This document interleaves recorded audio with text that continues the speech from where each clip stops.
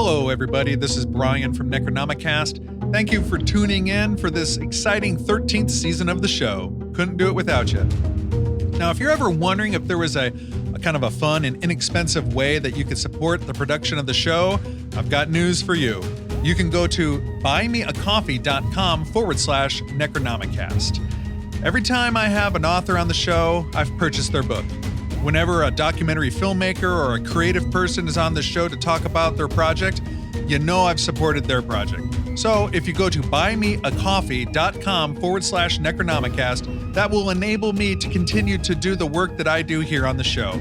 So I thank you so very much from the bottom of my heart for all of the support and encouragement you've given me over the years. And you know what? If you buy me a cup of coffee at the website, I would be more than happy to deliver a personalized message to you on the show. 2 or more cups of coffee, you're going to get something in the mail. buymeacoffee.com/Necronomicast. And now, on with the show. From the historic haunted heartland of Omaha, Nebraska, my name is Brian Corey, and it is my pleasure to welcome you all to this episode of Necronomicast. My guest tonight, world-recognized paranormal expert and parapsychologist Loyd Auerbach, who holds a master's degree in parapsychology, has 43 years of investigating the paranormal, and over 40 years of teaching courses on the subject at the collegiate level. He's the author of 9 books and 2 novels, was president of the Psychic Entertainers Association, he was a professional magician, and he holds a certificate as a professional chocolatier. He's been on thousands of radio and podcasts and television shows, including Coast to Coast AM, Surviving Death, Ghost Adventures, Sightings, In Search of, Unsolved Mysteries, Oprah Winfrey, Larry King Live, The View, Today's Show, David Letterman, SportsCenter, and now Necronomicast. And now calling in on the Necronomicast hotline, the Newsmaker hotline, I am so excited to be bringing to you all this conversation with the paranormal professor, Loyd Auerbach. Loyd, how are you? I'm good, thanks. How are you doing, Brian? Fantastic. Loyd, I am so excited to have this conversation with you. I've been kind of thinking about my own formation as a enthusiast into the unknown, the paranormal, dipping my toe into parapsychology. I found your books, and what a wealth, what a resource of information. I just, to have you on the program, I just can't believe that I got Loyd Auerbach on my show. This is great. Thanks so much. You're welcome. Pleasure. Loyd, you've been at this a long time, and you've been cited numerous times in your wonderful research and your kind demeanor when explaining these things to people that don't have as much formation as you. So I really am appreciative of having you on. Like I said, I was kind of thinking about my formation and my interest and my research into all this. And I really see you just being so valuable with your books, kind of bridging the gap between the academic world and bringing it to amateur ghost hunters and what we like to call thrill seekers in the paranormal world. Right. What led you into this crazy mixed up world of paranormal studies? Well, you know, I count my start in the field as my start in graduate school, but in reality, I was interested and sort of involved, interested since I was a little kid and sort of involved since high school. I'm the product of the TV generation. My dad worked for NBC. I had a TV set in my room when I was 2. Oh, man. And spent a lot of time at 30 Rockefeller Plaza, actually growing up in New York. Wow. And so a lot of my interest in psychic phenomena in general comes from watching TV shows. I learned to read with mythology books and comic books. So superheroes and all that were really influential to me. And I was a big science fiction geek, as well as a science geek. I love folklore, mythology, but also science. And in fact, my dad was involved in the coverage of the Mercury and Gemini space shots. So I really kind of came from both directions in that way.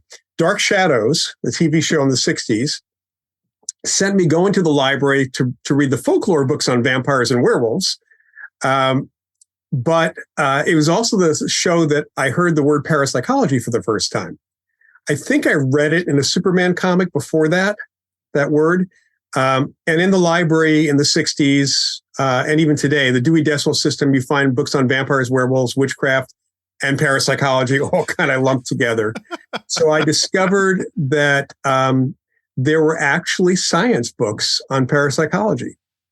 And I started reading books by J.B. Ryan and J.G. Pratt and a whole bunch of other folks that happen to be in our really good library in Westchester County. And then I come to find out that I'm not sure exactly the sequence of events. I can't remember. But a lot of my friends were interested in ESP. We really didn't do the ghost thing. This is really more about ESP than anything else. And we started doing some ESP tests. And one of my neighbors, one of my brother's friend's mother was a yoga teacher. And one of her students was a guy named Montague Ullman, who was a well-respected, well-known parapsychologist. He wrote the book, co-authored the book Dream Telepathy with Stanley Krippner. And he lived about 1.5 miles from me. So she actually facilitated me to have a meeting with him. And we actually had him lecture to a group of us. I got through him to meet Gertrude Schmeiler, another luminary in the field, who eventually ended up being my boss for a while at the American Society for Psychical Research. And I started a parapsychology club in high school with a couple of science teachers, as it happens. So this has been a journey for me, and it's been something I've wanted to do. I just lucked out timing-wise when I got out of college that there had just been the start of a new graduate school program at John F. Kennedy University, which unfortunately didn't last more than 12 years. But at least I got my master's and was teaching at the graduate level almost right away. I heard an interview with you one time, and you were talking about also the television show Topper. I still love Topper. Yeah. What's funny about that? See, now I'm 48, but I was born in 1974, and my dad was born in 1904. So he was 70 when I was born. Wow. And so right. So my dad was 70 when I was born, and my mom was 40. And I say that a lot on the show just to kind of, my listeners are probably bored of that fact, but it's very important when I relate to people and I start telling them about my journey. So I was an old soul. So I watched shows like Topper, with Leo Carroll and I was 9 when Ghostbusters came out, and of course I was watching things like In Search of with Leonard Nimoy, and right. So I was kind of interested in ghosts because of movies and television and the thrill seeking, the connection to horror movies or the spooky parts of it. When I was in high school, I found a book, The Poltergeist, William G. Roll. It's right on my shelf right there. Yeah.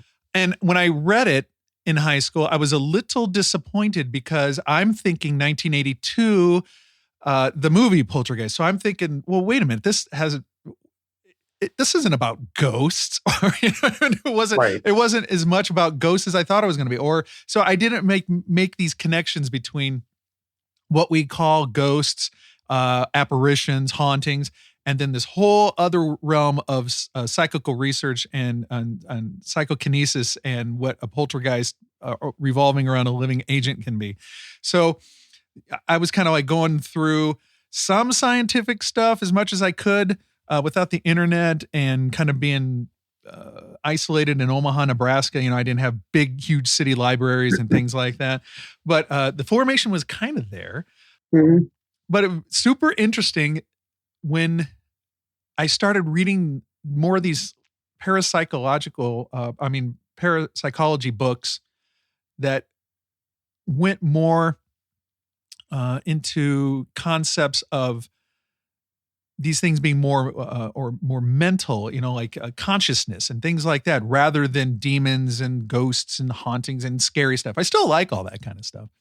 Right. And then later I found the Society for Psychical Research, and I've been a member for a few years. I'm reading the backlog of stuff, and I found books like Phantasms of the Living, Volume 1. That took forever to get through for me, just kind of picking it up as a hobby. I have the electronic versions of the 2 volumes, but I also have the abridged version that was put out by Gurney's wife. So, and that's still really dense as it happens. Yeah. So it's super hard for me to wrap my mind around everything without having, the educational background that you do. I studied music in college, so I'm kind of just a hobbyist and whatnot, but I'm so intrigued by concepts of like a ghost being a spirit or a consciousness of a dead person, but also being like maybe some kind of environmental recording, what you would call a haunting. Right. So maybe we could talk a little bit about like the difference between a quote unquote a haunting and a apparition or a ghost. Sure. And actually, the word ghost does have different meanings depending on who you talk to, and especially around the world in different cultures, the translation and all of that. We use the term apparition and have since, the beginnings of the field in the 1800s. And it's just a better term than ghost because ghost has a lot of baggage. Now, I tend to use them interchangeably because apparition typically refers to consciousness, spirit, whatever you want to call it, after the death of that person. But we also have a whole category of apparitions of living people that may appear to people as well. Hauntings, first of all, the word haunt refers to a place when you really get down to it. And I'm haunting my house right now. You are haunting your place. Sure. Norm and Cliff haunted Cheers on that show. Right. And in the old movies, one of the best uses of the term is in some of the 30s and 40s detective films where they're talking about the guy going to his old haunts to check out, what information they can actually get. Oh, sure. So what's really interesting is that we seem to leave information behind in places and possibly and on things too. So it's almost as if some form of the environment records information. It's often called place memory in our field. That's actually an old term that one of my colleagues started bringing back into use maybe about 20 some odd years ago, because we're really talking about memory of things that have happened in that place. And it doesn't matter whether the people who left that recording were living or dead in the moment you experience it. Because a lot of hauntings that we call what on TV they call residual hauntings, psychic residue, psychic imprints, things like that. A lot of those are related to living people, not to dead people. People who are still alive. I'll give you an example. One of the, back in the 90s, they did the TV show Sightings a number of times. And one of the first cases I did for them was a case up in Portland, Oregon, where they had a couple of things going on. One of which was they bought this house knowing that there had been a murder there. They got a great price on it. And they didn't really experience anything related to that. But apparently people who didn't know about it, like relatives and some other people, would occasionally be sitting in the living room kind of like relaxing. And they would suddenly hear and then see a guy stabbing a woman. And then the whole thing disappeared. Now, the problem with this from the perspective of those things, first of all, it's a repeating pattern. It's not a spirit. We know that wasn't a spirit because the guy's in jail. He's alive. He's not dead. She was dead. Yeah. And in fact, the recording more or less stopped when she died. So we have to assume from all the evidence we have that living people leave impressions behind. We experience that all the time, usually emotionally when we go house hunting, things like that. Not dead people. Dead people don't leave impressions behind. Dead people have nothing. There haven't been any cases of ghosts causing a haunting in that way. So I like to talk about it as though, we can watch movies. I mean, Topper is a great example. There are episodes of Topper out there on YouTube and Tubi and a few other streaming services. Pretty much everybody in that show is dead. They're all dead. I can still watch that show. You can watch that show. It's a recording. It was made when they were alive, even though it was special effects to show them as ghosts. So we're looking at recordings, environmental recordings that either our consciousness picks up with ESP, or there's some possibility that it's literally our brains connecting with information that's been physically imprinted into the environment. So like haunted objects, you hear a lot about, a haunted doll or a haunted this or a haunted that, or I got this at the thrift store and I brought home a ghost. A lot of that's crap. Oh yeah, right. But like could a haunted house, could that be a haunted object, like psychometry, that kind of thing? Sure, it is. In fact, when you think about it, there's this ability called psychometry where, And you can teach people it's probably the easiest thing for people to learn is psychometry. I've taught a lot of people to do it. You hold an object, you touch an object, you let your mind kind of wander, and you suddenly get information, or you get images, or you get something in your head like, oh, that can't be true. But if you were to check it out, you'd find out this was information about who owned that object or where it's been. Some people are really good at that. Well, a house is a big object. Mm-hmm. You're not holding the object is holding you at that point. So the idea of haunted objects, sure, if an object's been around, horrible things that have happened, the emotions, even some of the information from that may actually bleed into that object. But then again, there's also objects that are around really, really happy people, homes that are on really happy people, and those will bleed into the object too. I mentioned this to researcher John Tenney when I had him on the show. I had him on like a year or so, I think after my mom passed away. And my mom passed away in her 80s. And it was up to me, kind of only child, to sell the house. And she passed away like in March, and I had this house up for sale in April or May. And, you know, just a gamut of emotions, just grieving and getting rid of things and going through things and everything. And I remember the night before the closing, when I was leaving keys in the house and all that stuff, like I was saying goodbye to the house. And I went around and I was like touching the walls, and I was like, you know, I was crying and things like that. I was just wondering later, as I keep reading like books by Loyd Auerbach and others, if I living could have imparted some kind of my psychical energy into the walls of the house. And some night, the nice couple that bought the house might be going downstairs for a late night snack or something like that, and they're going to see me crying, saying goodbye to the house. Is that possible? It's possible. We don't know the actual factors that allow the recordings to happen and to play back. One of the most common interest, and I was talking to a couple last night, and I was telling them about one of the most common hauntings that's reported is people thinking that they're hearing the sounds of cooking and activity in the kitchen from outside the kitchen.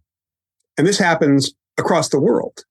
And there's this like wide-eyed reaction from one of the people. It's like, oh my God, I wondered what that was in my house. I thought maybe I had ghosts who were cooking. Well, the kitchen's like the center of activity in almost every home. Mm-hmm. It is the heart of the house. It absorbs all that stuff. So it's possible. Again, not every house has this happen. Not every person picks this up. It is possible that you left that behind, or that your mom left something behind, you know, of herself in some respects, and memories behind as well. But you know, we cover it over. We can record over it with ourselves. Yeah, I think my mom is a diehard Nebraska Cornhusker fan, and I drove through. Oh yeah, I drove through the neighborhood not too long ago, and I saw that the family now has like this Texas Longhorn flag outside the house, and I'm like, oh, if my mom was ever able to haunt a house, she'd be haunting it now because of the Texas flag outside. Right. Now, you mentioned something with kitchens and being the center of a home. In one of your books, or maybe it was in two of the books, let's see, Ghost Hunting, How to Investigate the Paranormal, and then the other one, Hauntings and Poltergeists I have here. Right. There's an interesting case about a living haunting of people having the sounds of another couple making love in another bedroom. And so it was a real thing. Like they would go to bed and they would hear the residual energy. They were woken up in the middle of the night by the sounds of a couple people, these two people, as the guy said, moaning and groaning. Right. In ecstasy was what the wife said. That couple, you know, this was only a 5.5-year-old house. They had been living there for almost 6 months. Only one previous set of owners in their 20s, bought the house right after they got married and moved to Manhattan. I actually talked to the old owners. I mean, they confirmed the activity that they did at that time of night when I confronted the guy on the phone. So, you know, living people leave this stuff behind, not the dead. That's what's so interesting to me. And I'm really intrigued. The more and more I dig into these mysteries deeper, how much of it is from living people. You have case after case of people being visited by family members before they die. Like you're visited by somebody who will soon die, as in like they're saying goodbye. So they're not dead yet, but yet somehow psychically they're tied to, to living people, other living people, and saying goodbye or imparting a message or something like that. It's so interesting to me. Same thing with near-death experiences or out-of-body experiences. Yeah, that's right. Yeah. And some out-of-body experiences and which happen in some near-death experiences. If you visit somebody when you're out of your body or think you're out of your body, people might see you. Unreal. As a ghost, of course. Yeah. As a ghost. As a living ghost. That's crazy. I ran this past psychic medium Cindy Kaza when she was on my show, and I was like, I gotta mention this to Loyd. Now, to back up a little bit, you can develop your own psychic abilities. True or false? Yes, it's true. You do have to figure out what you're good at. Mm-hmm. This is one of the things that, I know people take all sorts of different psychic development courses. We actually teach one. I teach one guiding people for the Ryan Education Center, typically every summer. And what it really boils down to, and I've worked with a lot of psychics over the years, a lot of mediums. What it really boils down to is that we all have some degree of psychic ability. It's been educated and programmed out of us since we were kids because of academics, the academic world, because of the science world, because of society saying this is weird. There's all sorts of reasons why it kind of goes away for most people. But we can learn or try different things psychically and see what we might be good at. And very few psychics are good at everything. I mean, there's almost nobody who's good at everything, just like it's rare to find a Leonardo da Vinci who's good at everything, right? Or a Michelangelo. And it's the same thing. There's a real good parallel between creativity, whether it's music or art, and psychic ability. So that's a piece of it. But we can learn certain things. It's just that you got to be open to it. And we kind of have to get out of our own way, because that's all of our programming makes us second guess things and fill in the blanks and all sorts of stuff. All right, analyze this. And you mentioned creativity and musical ability. Like I mentioned earlier, I studied music in college. So about a year ago, within the past year, I was performing, playing music at a church for a church service. And it was during communion time, which was about 40 minutes into the service. And the service was streamed online. So I know what time, like I can back up all this time and everything. A friend of mine wrote a very famous Catholic communion song. He wrote it, and it's in just about every modern Catholic hymnal in the United States, maybe around the world too. It's a very famous song. Anyway, he's not part of the Catholic Church anymore, lives out of state, haven't seen him in years. We were playing that song at the church service that I was volunteering for. So in other words, I didn't program the song. I didn't schedule it. I was just there and was told what we're going to play that night. As we were playing that song, I got an email that I saw later. So it's time-stamped from my friend who wrote that piece of music, saying that he was going to be in town and would I like to go to lunch. So while I was playing his song, I was thinking, oh, Marty. My wife was in the congregation. She's like, oh, we haven't seen Marty in a while. This is Marty's great song. Marty was thinking of me way out in South Carolina. I'm in Omaha, Nebraska. He picks up his phone and emails me at the same time I'm playing his song. Now, I don't believe in coincidence. I think a coincidence is just something we don't understand why. Two things that seem to be related. We create that meeting. We create that. Yeah. So is that some kind of psychic thing between me and Marty? Like, were we thinking of each other at the same time, not because of coincidence, but because of maybe some kind of creative flow? I was playing his song and thinking of him, and then he thought of me. Well, here's the thing. First, if you hadn't been doing that, you might have gotten an email at a different time because he was coming into town, right? Correct.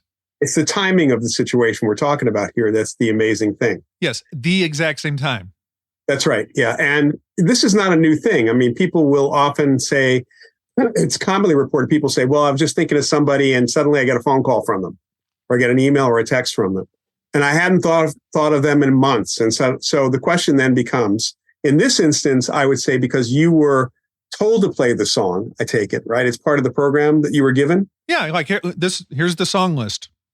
Right. So that, if you had just decided to play the song, then the question would have been, did he think of you and cause you to play it? Or did you think of him to cause him to email? But because you were programmed, the odds are that he picked up on you, focused on him. Yeah, sure. And that just triggered him to send the email sooner than he might have otherwise. From across the country. So we're not bound necessarily there's no distance, no space and time. I mean, there might be if we get out to the outer planets or something like that. But there, when it comes right down to it, psychic information or information in general, we're not very far away from people. We're not even a light second away from people when it comes right down to it. The most you're going to have is if you went by the circumference of the Earth. Even if you went all the way around and back to somebody right behind you, that's only 25,000 miles. And that's not very far in the scheme of the universe. So information travels pretty fast. ESP seems to be not space dependent. It's not exactly time dependent either, as we know from precognition. And even though people have, some of the skeptics said, well, it's violating the inverse square law and, all of this for signals, it's not a signal. So and even then, radio signals can be amplified by the atmosphere. So even if it was a signal, I don't know if you know this, but the ionosphere can bounce signals around the world. Like a ham radio? Like a ham radio. I actually used to do, I had a friend of mine who's now on a podcast. He's got a really cool podcast on the UnX radio network. And he had a show on WNBC radio, AM radio in New York in the early 80s called The Edge of Reality. And I did the show many times. This was on Sunday nights, so there's not a lot of radio traffic at that time. Sure. Granted, NBC's transmitters like on the top of the Empire State Building, it's going out to the tri-state area. There's not a lot of hills. We got calls from Alaska. We got calls from parts of Canada. People in the UK could hear the show. During the day, during other times, not so much. And that's because the signal actually bounced and was attenuated off the ionosphere. So radio signals that would normally lose their strength because it's a signal weren't, because something was carrying them forward. And there may be something like that with ESP, even if it is a signal. We don't think it's quite the way we think of a signal. We don't have mental mind, radios in our head, which is what they thought in the late 1800s. Sure. So, I mean, we can't even prove what consciousness is. I mean, it's more of a concept. I mean, yeah, there's not even an agreed upon definition in the sciences of what consciousness is. So I was just wondering if there's some kind of group consciousness or something that we can tap into, but we don't even know where it's even comes from in the brain at all. Maybe there's different views of what consciousness might be. We talk about non-local consciousness in parapsychology quite a bit because we can pick up information that's not local to the brain, different perceptions that may be far. That's what remote viewing is, kind of a form of non-local consciousness or awareness. There are folks who have suggested that the brain is simply the transmitter receiver of consciousness being out here. So we're actually, our bodies, our brains are picking up the thing that is you and getting more information being programmed. We're kind of connected to the cloud. I think that's the best way to put it. Yeah. And then where our consciousness actually is in the cloud. And we're just the laptop that's providing the information. Kind of switching gears, but not really. So like thought forms, things like that. I always try to think of them in like 21st century practical things. Like if you go to a sporting event and there's 50, 90,000 people in one kind of concentrated area, and it's a home game for some sports team, pick your favorite team. And you want a particular person to miss a ball or to kick a ball through the uprights, or you want something to happen with a physical object and everybody's like screaming, no, or yes, or something like that. PK, psychokinesis. Can you think of an instance where you might think that the collective thought of people's intention can make a ball go and not hit, and hit an upright and bounce off? You know what I'm saying? Well, Well, first of all, you have to remember there are people on the other side who are thinking the opposite. Worldwide, sure. That's right. That's right. So you don't really know. I do know, having taught, my dad was a producer for NBC Sports for most of his career, and actually produced the Rose Bowl for international for a couple of decades. Oh, wow. So I was around sports production for a very long time. I actually worked as a runner occasionally at some of the ball games, baseball and football. And I was talking to the producers, the other producers, directors, and other people, and talking even to some of the athletes. I wrote a book called Mind Over Matter, which just went out of print a couple months ago. I'm going to be trying to get it back into print myself sometime later this summer. But I have a whole section on sports and martial arts because I grew up around that. I'm not even a sports fan, but I grew up around that. I've known a lot of the professional athletes and people who've worked production. So I've heard a lot of really interesting stories. And the most interesting one I actually witnessed, I was working a football game for NBC. And again, as a runner, basically you're a gopher. You basically run back and forth between the truck and the dugouts or the locker rooms with paperwork or some other information. You get a lot of food for the guys, for the camera guys, for the production people in the mobile unit.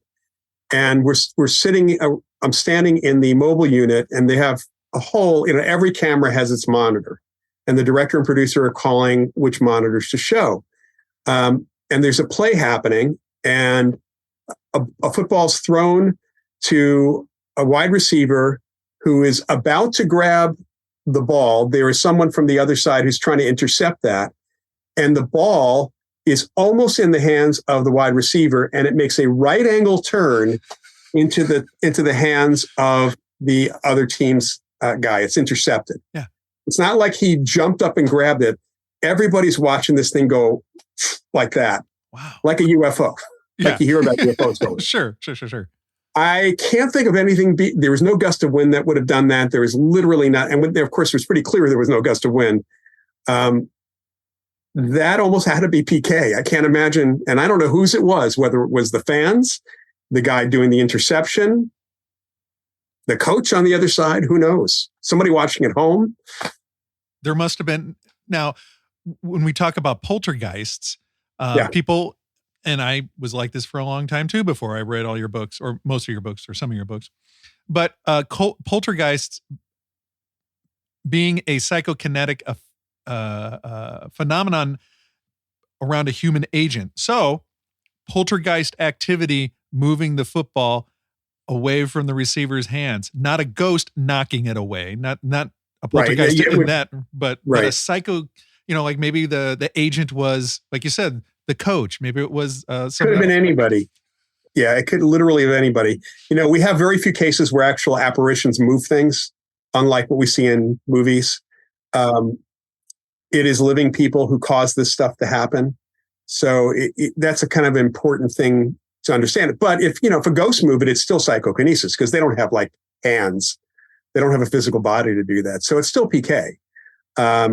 Even how a ghost sees us would have to be through ESP because they have no physical eyes to capture light. I mean, there's no retina. There's nothing like that.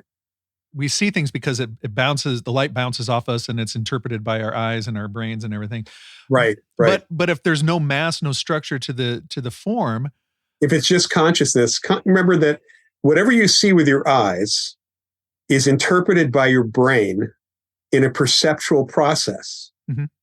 And that's why people don't notice things. I mean, if you think about how sometimes you don't hear things or think you hear things, it's because your perceptions are focused on attending to certain sounds. The same thing for visuals. We probably don't all see things the same way. Even with or without glasses, it doesn't matter.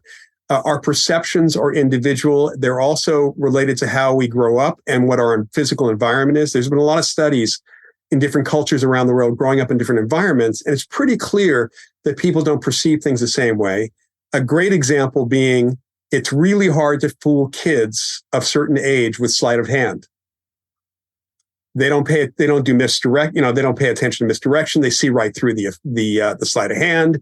It's really tough for that because their perceptions have not been locked in to what we call perceptual expectancy and learned perception yet. That's super interesting to me. That's so like a magician's.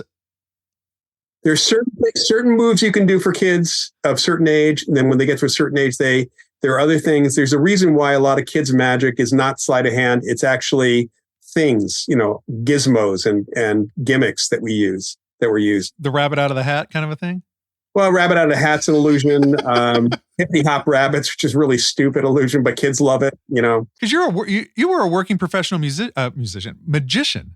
Yeah, I actually tried kids magic for a while after graduate school. I mean, it was occasionally doing those kid shows and I just really got burned out. I actually switched in the 80s. I was doing a lot of comedy clubs. I was doing comedy magic for the most part. And then also kind of private events as a comedy magician. And then I switched over to mentalism or mind reading type stuff. And that's since around 1990. That's actually where Professor Paranormal comes from. That's my persona when I'm performing. I love it.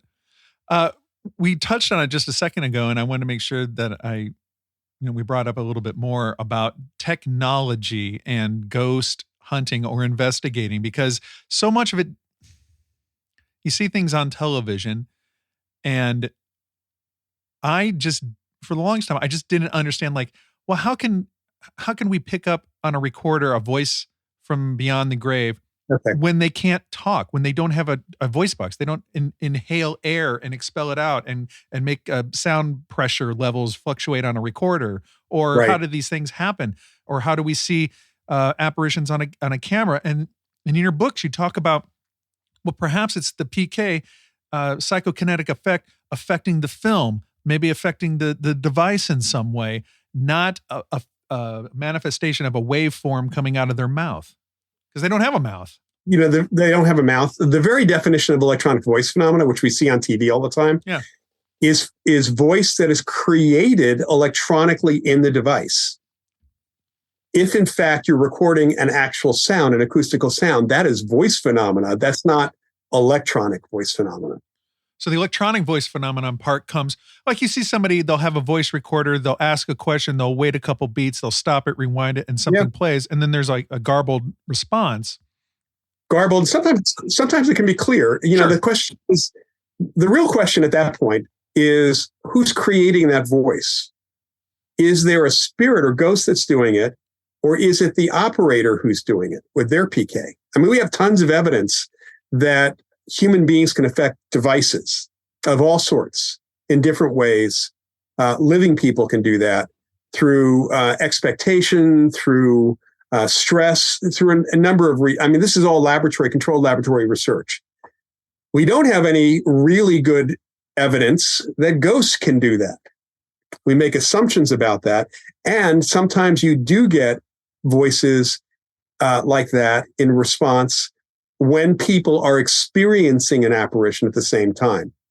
The biggest missing piece with any of the technology on the ghost hunting shows is their assumption there must be a ghost present to do all that for them. When in fact, if you watch those shows, there's almost never anybody saying, okay, he's here, let's talk to him. Yeah, he just walked in the door, everybody, let's go. Right. It's never that.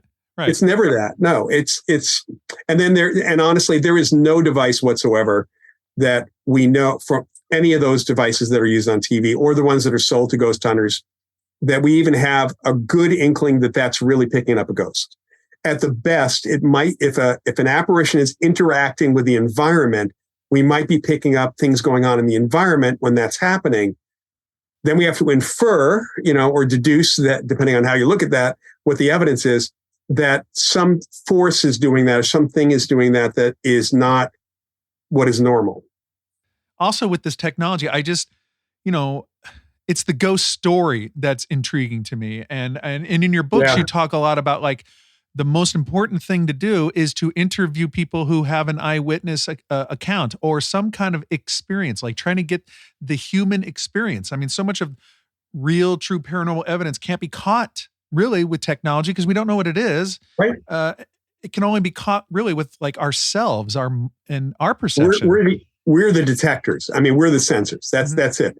It really has bugged me and many of my colleagues watching any of these shows, because a number of them talk about the fact that anecdotal evidence witness testimony is not worth anything. Yeah. So if that's the case, what are they investigating? There's no physical evidence of a crime. It's a witnessed crime, if you want to call it a crime, that an apparition appears. So without that ghost story, if they have a ghost story, a human being told that ghost story, which would be anecdotal evidence. So how can they eliminate anecdotal evidence completely? What do they have to investigate? And then why would they consider their experiences as valuable versus someone else's? Exactly. I understand that. The shows are run by producers. They're not run by people who know what they're doing necessarily. And even if they were, because I've had producers talk to me and try to shape or push me in a particular direction. I've even had to bow out of a couple of shows as one in particular, actually, for Unsolved Mysteries years ago. The director kept on trying to get me to talk about a case in a particular way, and it was completely different than what I interpreted. It was a poltergeist case, and he wanted it to be demonic. And I wouldn't even go even mention that word because I knew what he was going to do with the editing at that point. So I did my interviews. I was even told at one point that they sent me the notes. So the show's going to be on. Of course, I wasn't on. They got a local pastor, a minister, to talk about the case who had never been there, never talked to anybody, never knew anything, only what they had told him. And he talked all about demons because that was the story they wanted to tell. And we've seen that in a lot of these shows.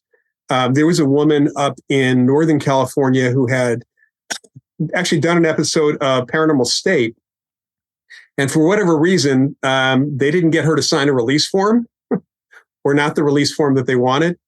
And when the show aired, it completely changed her story to make it negative.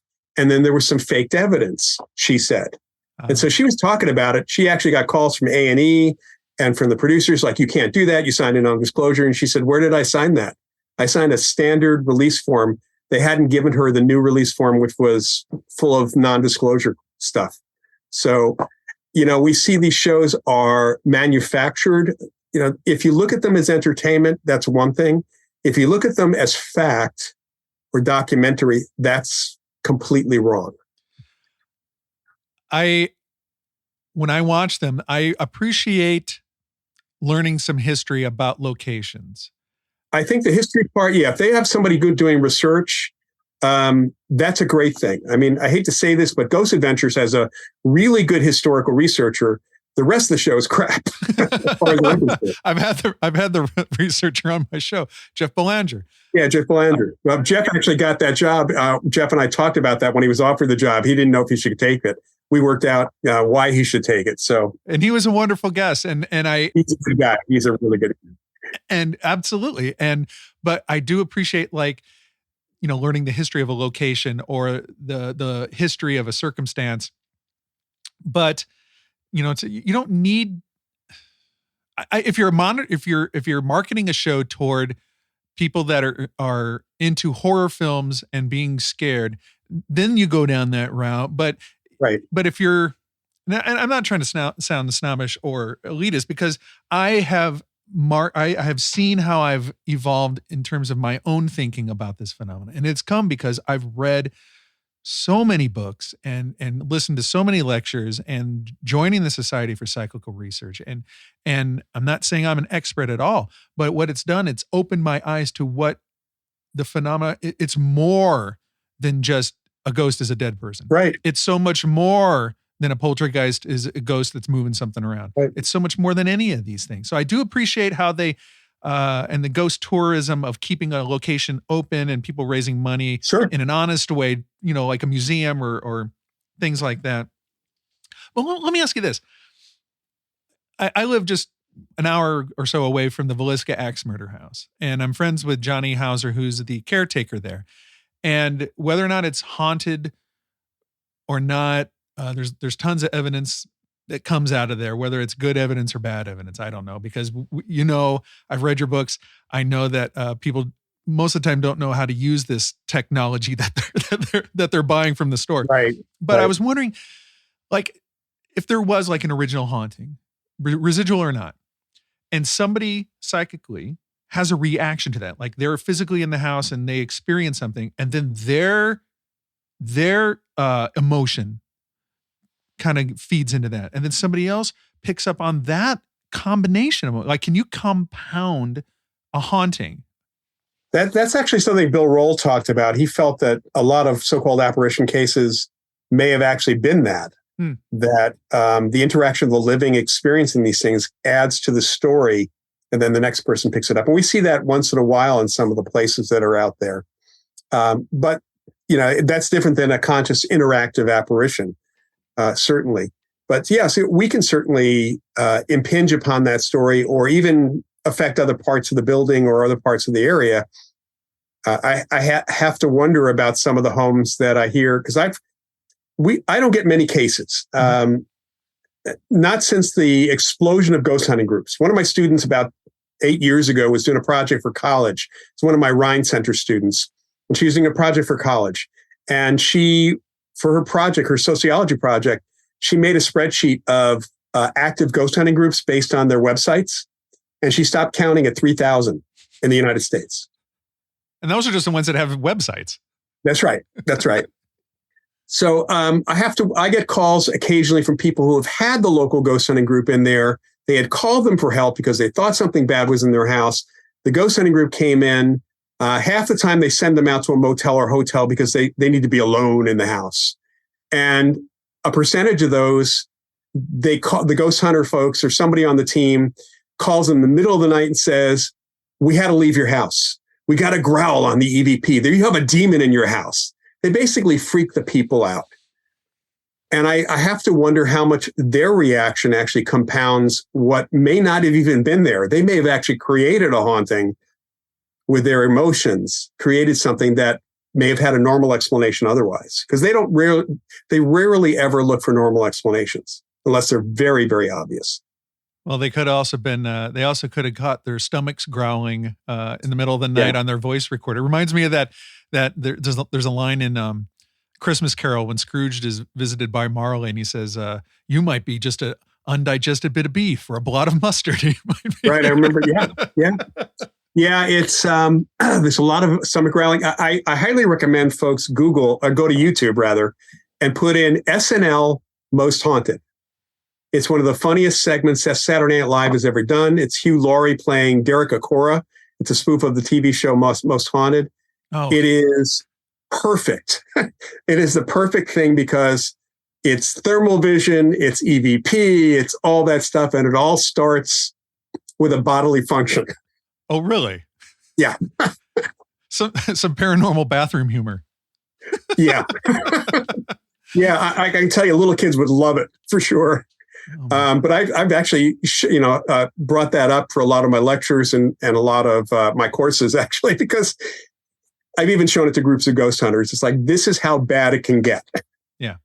Well, and I also think I really appreciate when people have a mindset of curiosity over fear. And that's not just with like hauntings, but even things like if you look at Ouija boards, and things like that. I know from your books, ideomotor response. It's not necessarily a demon. It's not going to connect with the demon. I mean, I've had people tell me, I've talked to ghost hunting groups and ghost hunters, and they're surprised I actually own a Ouija board. I don't just own one Ouija board. I have a dozen different ones in my house. I have 2 sitting right here. Mm-hmm. I have some really cool ones. I even have one with Doctor Who's TARDIS on it. I have a Time Lord Ouija board. Nice. There's nothing different about them. In fact, I have to say that if they are using dowsing rods, if they are using a pendulum, if they are doing EVP, they are doing nothing different than using a Ouija board. Ouija board's just texting. Yeah. I brought that up with a guest of mine a couple months ago. I was thinking, Ouija boards, you think of them, you're in a dark room and you place your hands upon this device and you're hoping for communication from somebody that you don't know from way out someplace. Well, that's what a cell phone is. You're putting your hands on a device and you're tickling the screen and a Ouija board is just spirit texting. Spirit texting. I like that. But it can be. It can be, after reading your books. There might be some kind of subconscious thing, a psychic thing. Maybe it's moving your hand, but it's not an evil, right. evil spirit. You actually might connect with the spirit unconsciously, whether you have the board or not, by the way. You might just simply come up with something unconsciously because you're playing with the board. You don't, it's only going to count if it's real information. That's the only, and that could just be you psychically picking up information, not even connecting with the spirit at that point. And then most of the horror stories, frankly, we hear from teenagers. And almost, I have to say, I mean, this is a generalization, but it's most likely teenagers, number one, who are working themselves up to contact a demon. So it's their unconscious screwing with them. More importantly, it's most likely one of the teenagers who's screwing with everybody else. Right. I was that kid. I did that. Freely admit I freaked out some of my friends. I will, I'll own it. You're admitting to fraud right now on this show. When I was a teenager, specifically with my friends who wanted to talk to spirits. That's right. Yeah, that's so much of it can be, I don't want to dismiss it and say it's all in your mind, but that's not a bad thing. Like, so much of this stuff is in our minds because of consciousness and what we can tap into, and what, it's just so, if you're looking for proof's determined by science, one way. And even proof doesn't count in science. There really isn't proof in science. There's acceptance of evidence. Yeah, is what it is. And then something new comes along and refutes that, and you change things. Your books have been certainly eye-opening for me, and the wealth of information that's in them. I mean, just like I said, hauntings and poltergeists. I got ghost hunting. I'm halfway through psychic dreaming. And one thing before, we start closing out the show, we mentioned earlier about how to develop your kind of psychical powers, and things I was picking up from your books is like different exercises, and maybe I can bring up a couple and you can finish the thought. But like when you sit in a place that's not devoid of sensory information, but try and focus on different things. Like focus on maybe the grains of wood and over here, and you're just looking for things, listening to things, feeling things, in order to kind of get out of the humdrum mundaneness of just kind of going through your day, like focusing on different things. Is that kind of clear? I mean, is that? Yeah. So this particular, it's actually the exercise I suggest my students start with.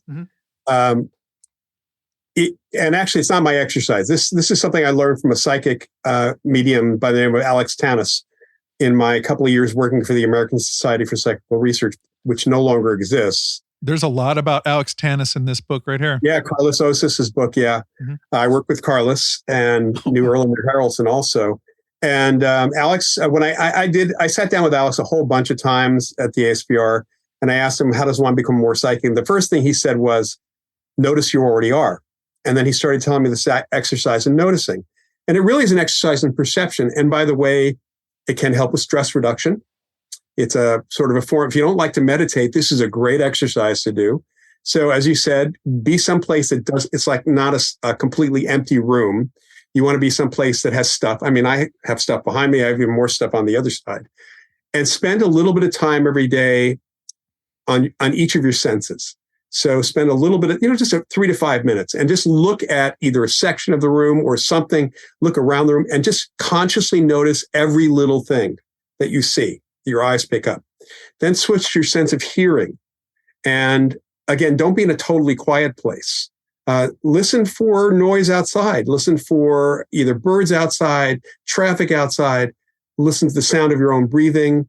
You might even learn that you can hear your heartbeat. If you have pets, listen to them and the other. Just open yourself up to that. Then think of your sense of touch. Our skin's our biggest sensory organ. And when we think of sense of touch, we think of this, touching things with our fingertips. But in actuality, right now, I have clothes touching my body. I have shoes on my feet, on top of my socks. I'm sitting with my butt in a chair. I can feel things with my physical body outside my body, not only inside my body. I can do that too. And then you might have some things to smell, maybe some food, just some food samples, and just spend time. They could be the same ones over and over again, but exercise your sense of smell and your sense of taste. And what happens after a couple of weeks is you might start noticing that, wait a minute, that's not visual, it's not auditory, it's just popping into my head. And you're not automatically saying, I'm seeing, it's my sight, it's not my hearing. So you're getting extra information. That's extrasensory perception. So extrasensory perception is not a sixth sense. A sense requires a physical organ in the body. Extrasensory perception is perception that is extra or beyond or non-sensory. So it's getting information without the use of the senses at all. We actually have a sixth sense. We have a sense of balance. We have a structure in the inner ear that also gives us a sense of our position in space, as well as our sense of balance. Proprioception, our body feels things. There are sensory experts who suggest that we have a sense of duration, our body clock.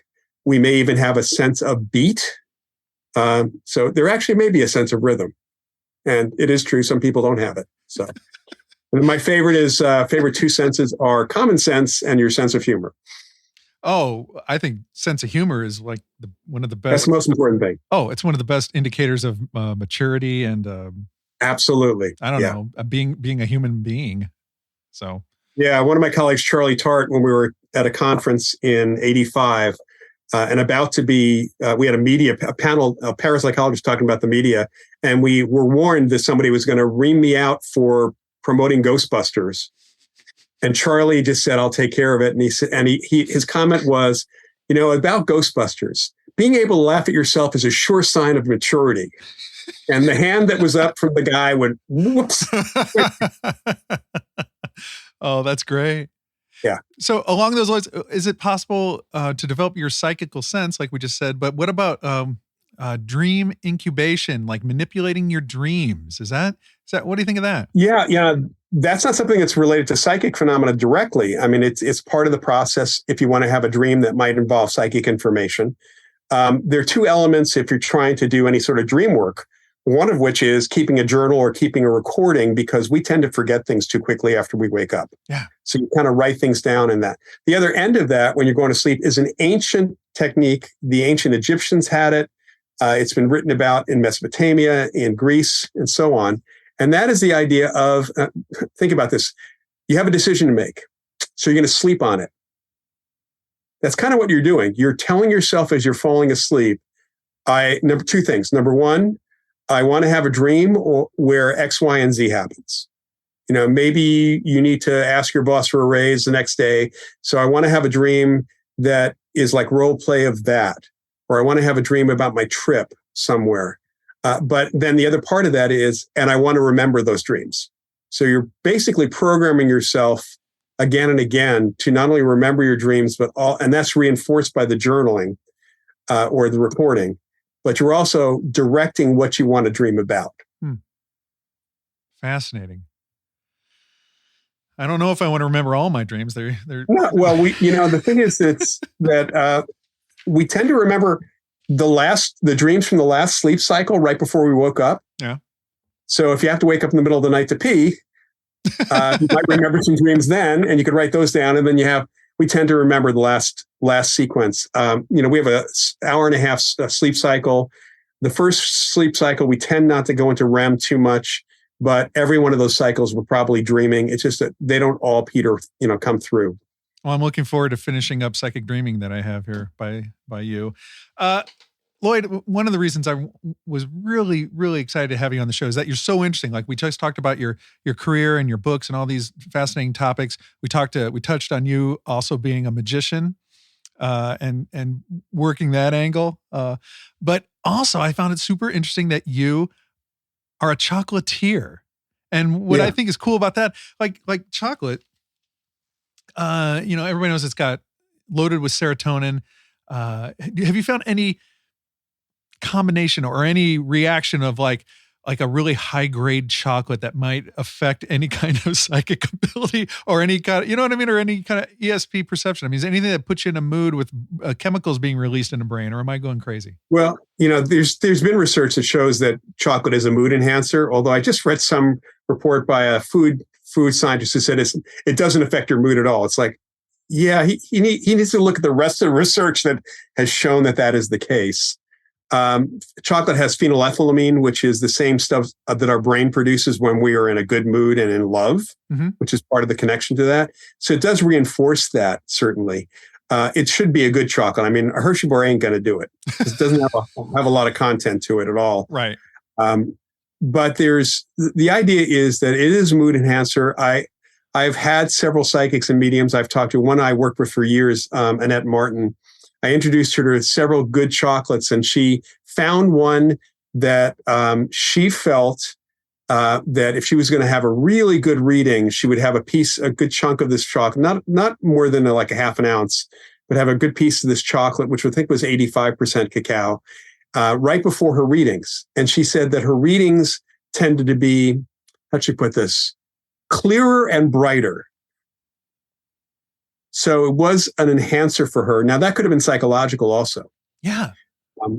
Dean Radin, one of my colleagues, a number of years ago, did a study where this was with a Hawaiian chocolate company, where they actually looked to see whether or not, this is kind of the old folklore of food made with love is good for you, is better for you. And so what they did was they had got a lot of chocolate from this one company. This company actually sponsored the research.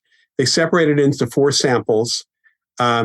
They had Buddhist monks meditate over one sample. And the meditation, the direction was always this particular chocolate sample will be more mood enhancing and more energizing than anything you've ever had. And then they did the same thing with, they recorded, there was a guy who actually created what he called an intention circuit. It's a local engineer, and supposedly it would record your intentions. So they actually recorded a Buddhist monk working with it for about an hour. The other was a 7-hour sample with all the monks. And they would then play it back for the chocolate separately in an isolation room. And then the third was a Mongolian shaman who happened to be at the Institute of Noetic Sciences, who did a ritual with a specific timestamp on it, that this would, the same thing, mood enhancing, make you feel better. And then there was a 4th sample that was just control. Nothing special was done to it. It went out to 60 some odd people, volunteers. This is the kind of study that if you ask for volunteers for a chocolate study, you're going to have no end of volunteers. Right. This was a pilot study. And so they were asked for over a 3-day period. They're given the samples to have total of an ounce a day. And they have a sample at 10 a.m. and a sample at 3 p.m.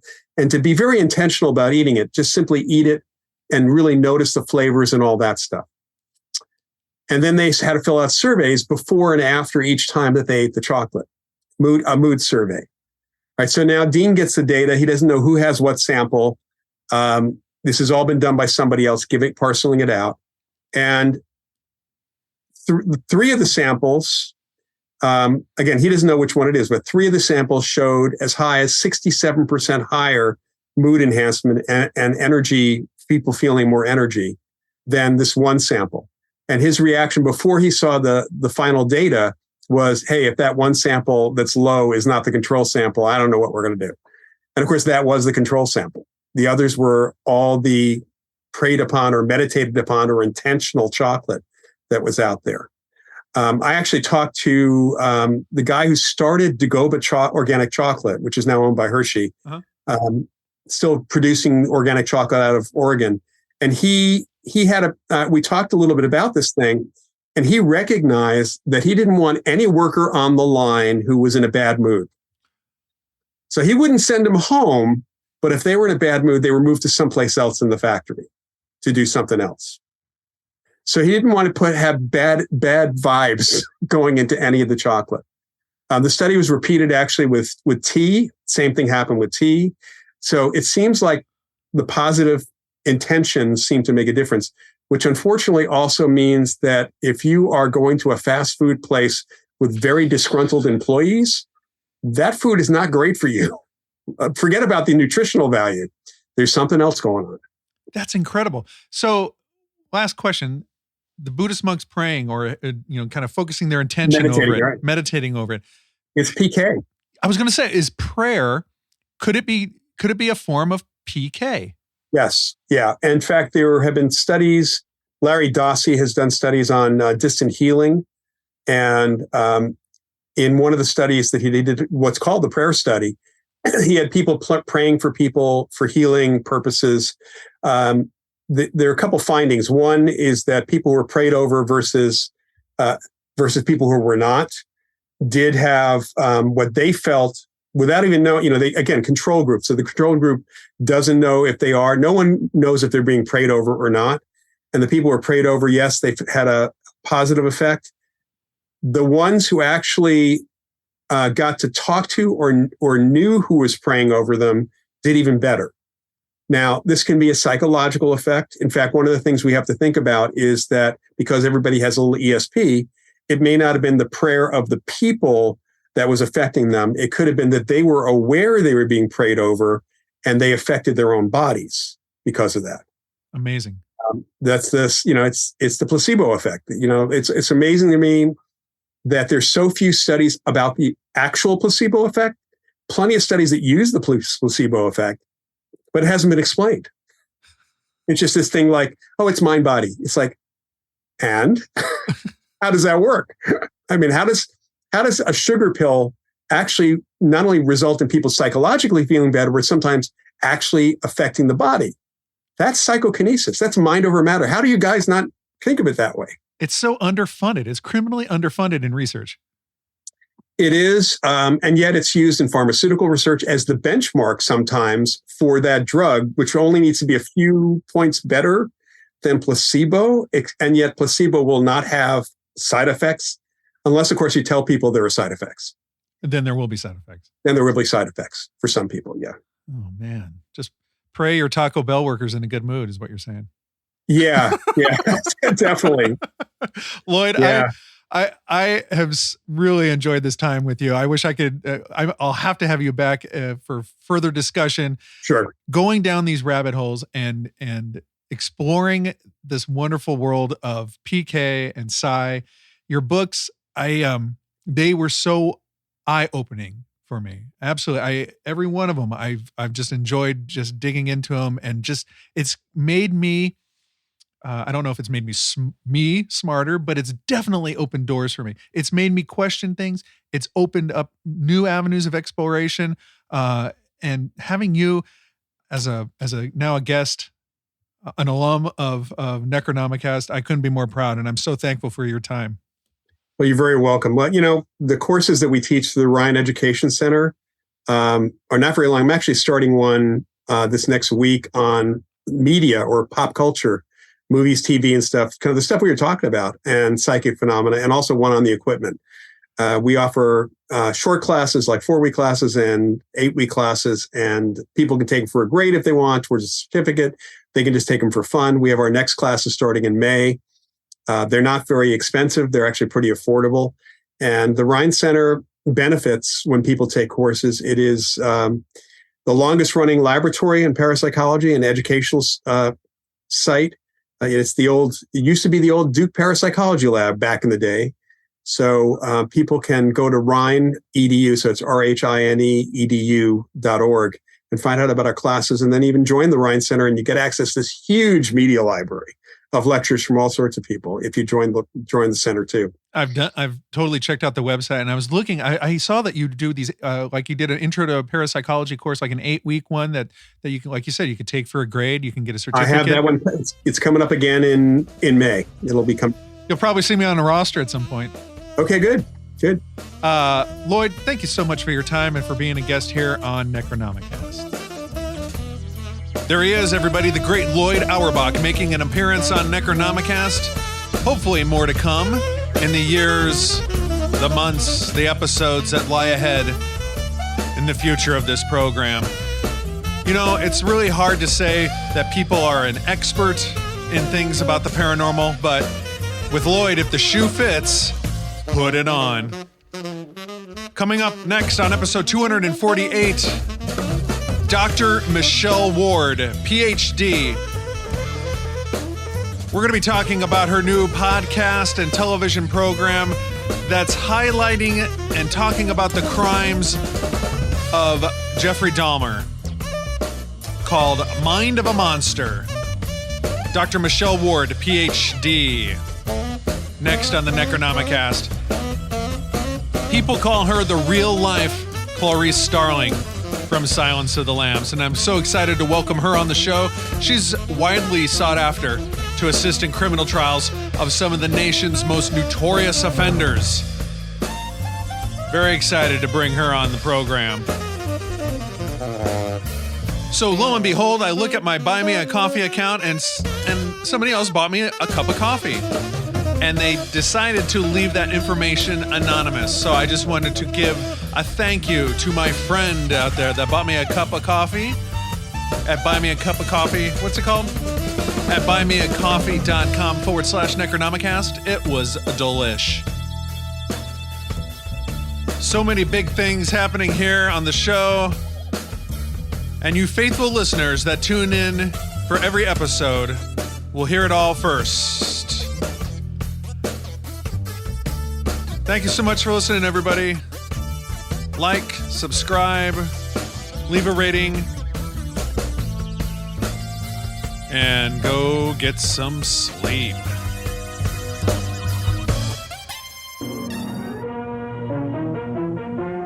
Jell-O instant pudding, that good busy day dessert. And Jell-O, America's favorite gelatin dessert, now in 10 delicious flavors. Present Ann Jeffries as Marion Kirby, the ghostess with the mostess. Robert Sterling as George Kirby, that most sportive spirit. And Leo G. Carroll, host to said ghosts, as Topper.